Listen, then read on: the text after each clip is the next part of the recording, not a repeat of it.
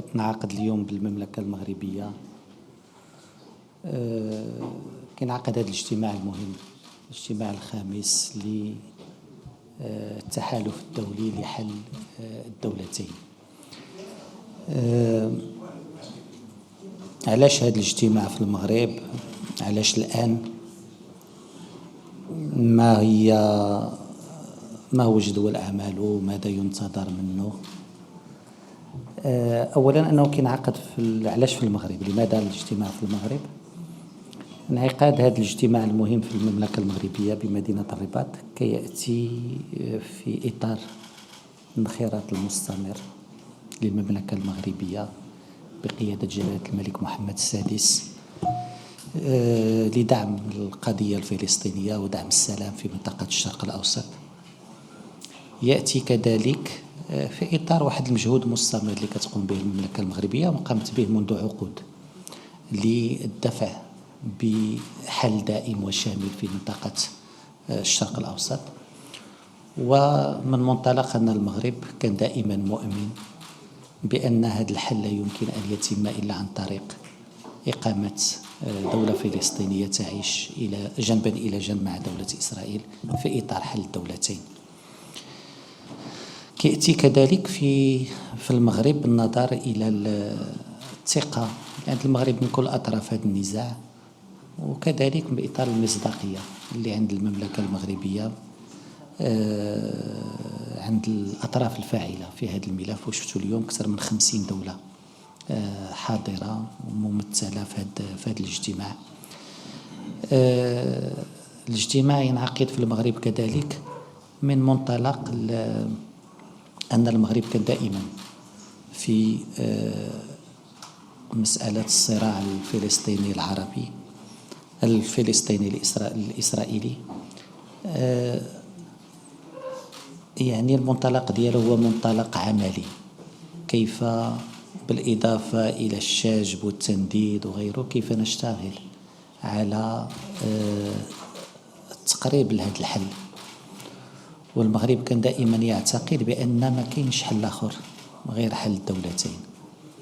حل الدولتين هو الحل الوحيد اللي الجميع رابح فيه، ما فيش رابح وخاسر.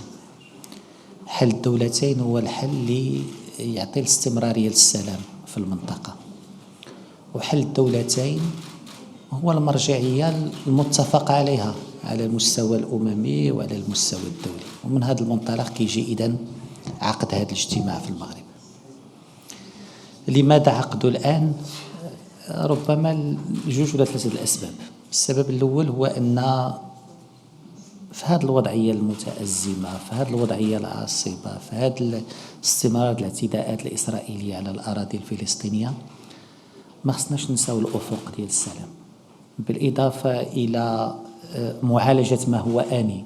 وما هو آني هو خطير، هو غير مقبول، وهو مخالف لكل القوانين، لكل الشرائع، لكل القيم. ولكن بالإضافة إلى التعامل مع ما هو آني يجب كذلك أن يبقى الأفق واضح، وهو أفق السلام في المنطقة. الاجتماع ينعقد الآن كذلك من منطلق أن هناك استحقاقات. كاين اجتماع في يونيو ديال حل الدولتين اللي يكون في نيويورك، واللي هذه محطة للتحضير له قبل هذا الاجتماع اللي غيكون برئاسة المملكة العربية السعودية وفرنسا في الأمم المتحدة في الشهر المقبل. كذلك كينعقد الآن لأن كاين هناك حاجة أكثر من أي وقت مضى لحماية المرجعيات الدولية في إطار السلام في الشرق الأوسط. اليوم كاين واحد المحاولة بحال مع الدمار اللي كتعرفوا الأراضي الفلسطينية، تدمير كذلك كل المرجعيات الدولية المتعارف عليها من أجل إيجاد حل للقضية الفلسطينية. فهذا الاجتماع هو كذلك اجتماع للحفاظ على هذه المرجعيات منذ القرارات الجمعية العامة في الأربعينات إلى اجتماعات مدريد إلى اتفاقات أوسلو وغيرها.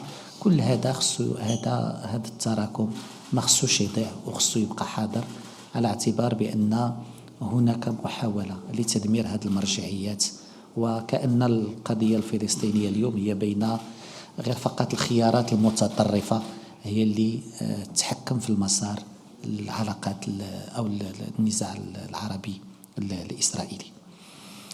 الاجتماع في جدول أعماله غادي يرتكز على 3 ديال المحاور. المحور الأول هو اللي كنسمعو حنا في المغرب الذاكرة، هو اللي هضرت عليه، هو أننا نسترجعوا ونقراو التجارب السابقة للبحث حول هذا الحل الدولتين.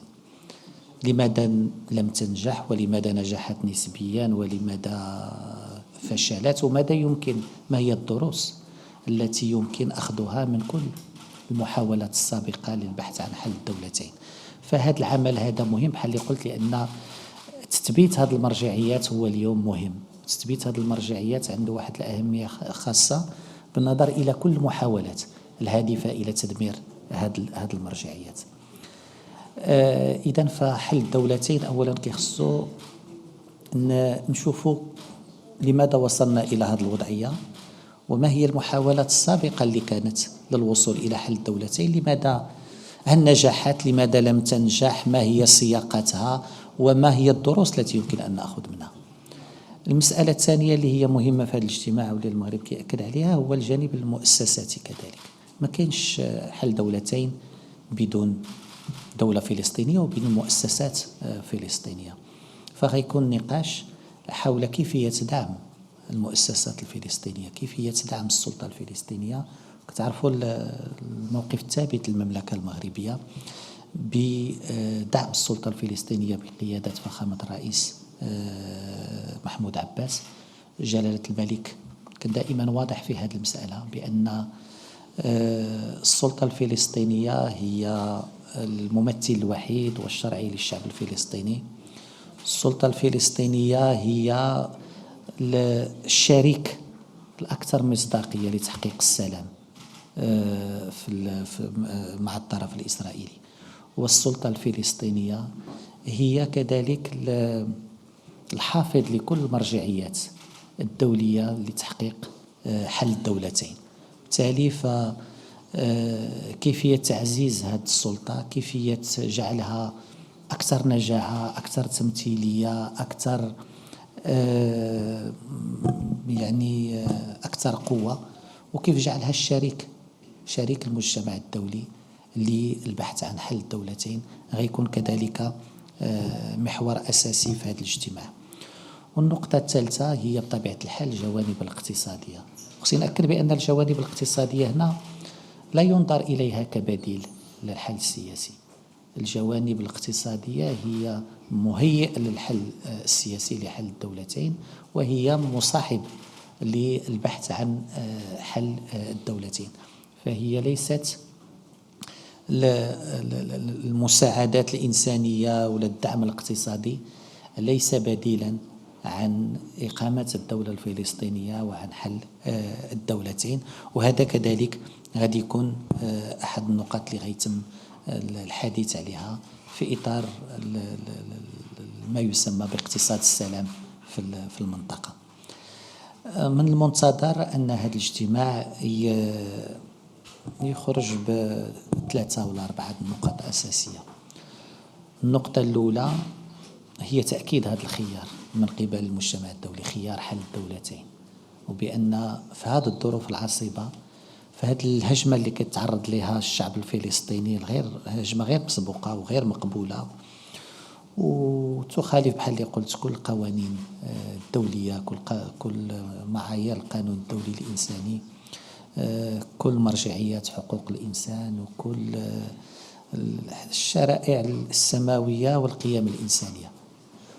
ولكن في هذا الإطار كذلك، في هذا السياق، تثبيت هذا الخيار ديال حل الدولتين هو أساسي. كنشوفوا اليوم كيفاش أن متطرفين في الحكومة الإسرائيلية كيحاولوا يضربوا حتى وجود الشعب الفلسطيني وحتى وضرب كل هذه المرجعيات. لهذا الجواب هو تثبيت هذه المرجعيات وتأكيد أن السلام في الشرق الأوسط يمر عبر حل الدولتين وإقامة دولة فلسطينية على حدود يونيو 67 وعاصمتها القدس الشرقية.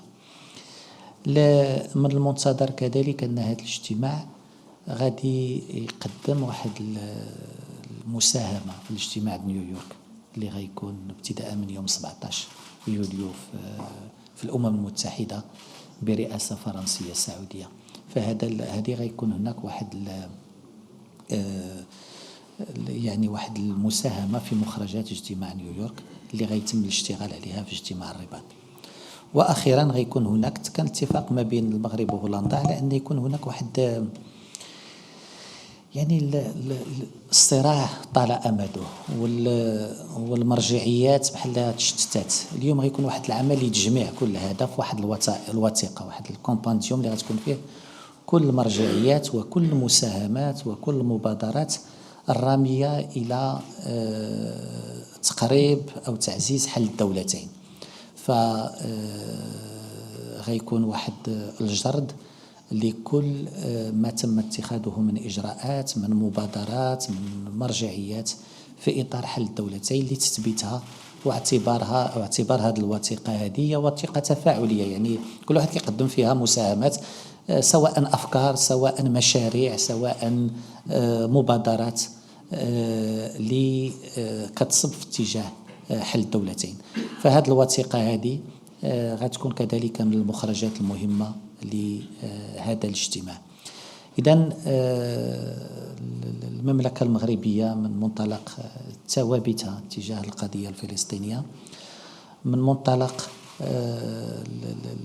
المواقف الواضحة لجلالة الملك محمد السادس اللي كان دائما يعتبر القضية الفلسطينية في مثابة القضية الوطنية المغربية.